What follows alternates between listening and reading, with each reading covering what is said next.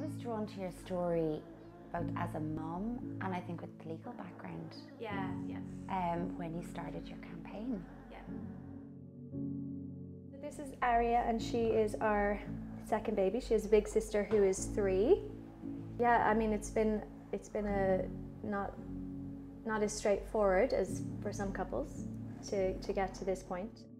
My wife and I did reciprocal IVF, as you know, and so we used my wife's eggs, donor sperm, and then I carried the babies, which is just a really beautiful process for us because it meant that we're both really physically involved in the creation of our children. Absolutely. Yeah. So it was just when we started out, actually, we didn't know that there was a name for reciprocal IVF. We were just like, wouldn't it be cool if we could use your eggs and I could carry the babies? Because I always wanted to be pregnant. She had no interest in being pregnant, but I really wanted to be. So it was perfect. The ideal solution. Yeah, it was perfect. We were like, but I'd love to carry your children and your genetics and my blood. Wouldn't that be amazing? And because we could do it, and then we looked it up and we were like, oh, there's actually a name for this, and they actually do this. Unfortunately, they didn't do it in Ireland, so we had to look abroad. So that's why we went abroad to do it. I guess what drew me as well to your story was the uncertainty then after the girls were born, or even during pregnancy, actually from a legal perspective. I suppose we were blissfully unaware during the first pregnancy. We just assumed because we were married, and because marriage equality had come in, we just assumed that we would both be considered equal parents. So that pregnancy was actually great because we were just in this bubble of, oh, we just got married, we're having a baby, isn't this amazing?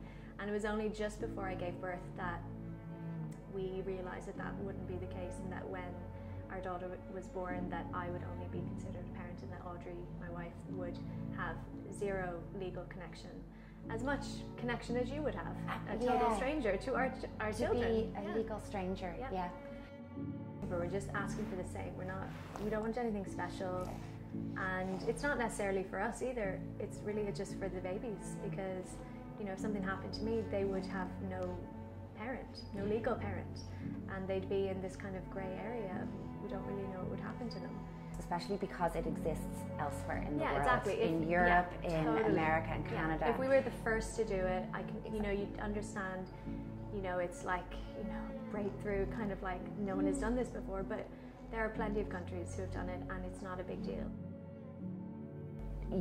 You've started the wheels in motion to get that changed and just get basic human rights like equality.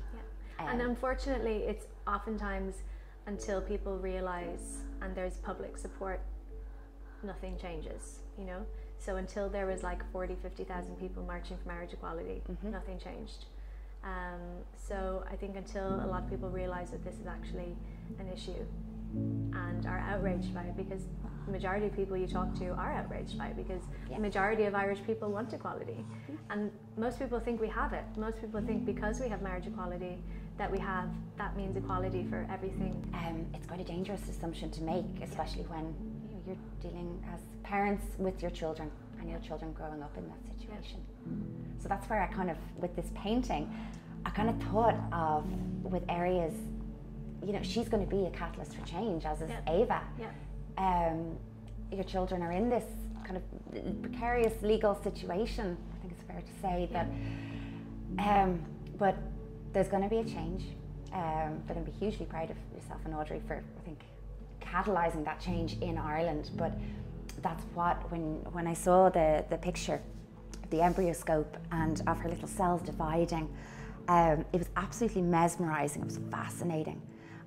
The lines are so clear. It's crystal clear in there. There's almost a kind of a clinical certainty to what's going on in this beautiful space.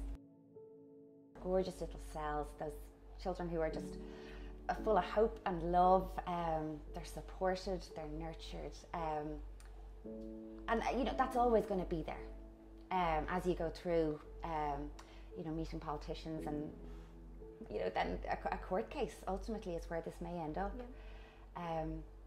Just that magic, that wonder is still there. I just want to sleep now. that's it. It's kind of the bliss she's in because you know the change is going to happen.